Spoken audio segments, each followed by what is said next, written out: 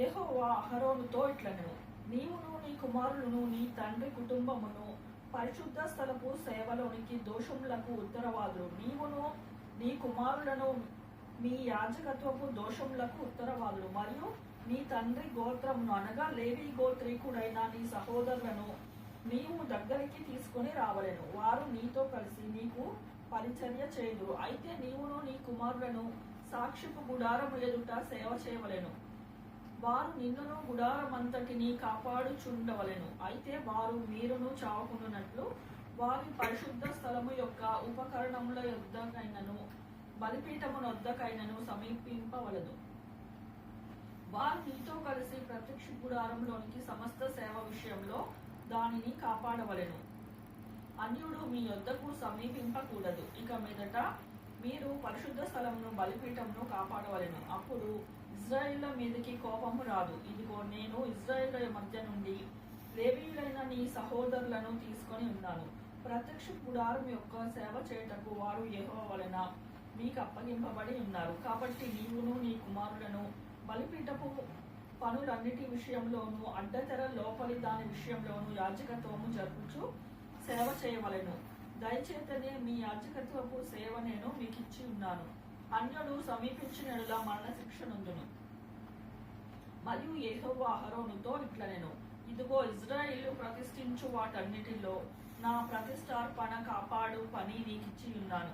అభిషేకమును బట్టి నిత్యమైన కట్టడ వలన నీకును నీ కుమారులకు నేనిచ్చి ఉన్నాను. అగ్నిలో దహింపబడినదని అతి పరిశుద్ధమైన వాటిలో నీకు రావలసినదేదనగా వారి నైవేద్యములన్నిటిలో, వారి పాప పరిహారార్థ బలులన్నిటిలో, వారి అపరాధ పరిహారార్థ బలులన్నిటిలో వారు నాకు తిరిగి చెల్లించు అర్పణములన్నీయు నీకును నీ కుమారులకును అతి పరిశుద్ధ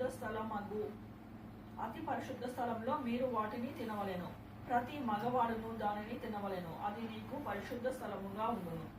మరియు వారి దానములలో ప్రతిష్ఠింపబడినదియు ఇజ్రాయేలు అల్లాడించు అర్పణములన్నీయు నీవగును. నీకును నీ కుమారులకును నీ కుమార్తెలకును నిత్యమైన కట్టడ వలన వాటిని ఇచ్చితిని. నీ ఇంటిలోని పవిత్రులందరూ వాటిని తినవచ్చును. వారు యెహోవాకు అర్పించు వారి ప్రథమ ఫలములను అనగా నూనెలో ప్రశస్తమైనదంతయు ద్రాక్షారస ధాన్యములలో ప్రశస్తమైనదంతయు నీకిచ్చి తిని. వారు తమ దేశపు వంటలన్నిటిలో యెహోవాకు తెచ్చు ప్రథమ ఫలములను నీవగును. నీ ఇంటిలో పవిత్రులందరూ వాటిని తినవచ్చును. ఇజ్రాయేలులో మీరు కట్టబడిన ప్రతి వస్తువు నీదగును. మనుష్యులలోనేమి జంతువులలోనేమి వారు యెహోవాకు అర్పించు సమస్త ప్రాణులలోని ప్రతి చూలును నీదగును. అయితే మనుష్యులు తొలి చూలు పిల్లలను వెల ఇచ్చి విడిపింపవలెను. అపవిత్ర జంతువులు తొలి చూలు పిల్లను వెల ఇచ్చి విడిపింపవలెను.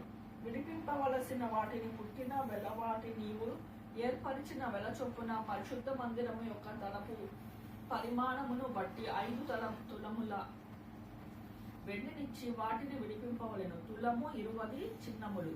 అయితే ఆవు యొక్క తొలిచూలుని, గొర్రె యొక్క తొలిచూలును, మేక యొక్క తొలిచూలును విడిపింపకూడదు అని ప్రతిష్ఠితమైనవి. వాటి రక్తమును నీవు బలిపీఠము మీద ప్రోక్షించి యెహోవాకు ఇంపైన సువాసన కలుగునట్లు వాటి కొవ్వును దహింపవలెను. కానీ వాటి మాంసము నీదగును. అల్లాడింపబడు బోధయు కుడి జబ్బయు నీదైనట్లు అదియు నీదగును. ఇజ్రాయేలు యెహోవాకు ప్రతిష్ఠించు పరిశుద్ధ ప్రతిష్ఠార్పణలన్నిటినీ నేను నీకును నీ కుమారులకును నీ కుమార్తెలకును నిత్యమైన కట్టడి బట్టి ఇచ్చితిని. అది నీకును నీతో పాటు నీ సంతతికిని యెహోవా సన్నిధికి నిత్యము స్థిరమైన నిబంధన. మరియు యెహోవా అహరోనుతో ఇట్లనెను, వారి దేశంలో నీకు స్వాస్థ్యము కలుగదు, వారి మధ్యను నీకు పాలు ఉండదు. ఇజ్రాయేళ్ల మధ్య నీ పాలు నీ స్వాస్థ్యము నేనే. ఇదిగో, లేవీయులు చేయు సేవ అనగా ప్రత్యక్షపు గుడారం యొక్క సేవకు నేను ఇజ్రాయేల్ యొక్క 10వ భాగములన్నిటికీ వారి స్వాస్థ్యమును ఇచ్చితిని. ఇజ్రాయేలు పాపము తగిలి చావకున్నట్లు వారు ఇక మీదట ప్రత్యక్షపు గుడారమునకు రాకూడదు.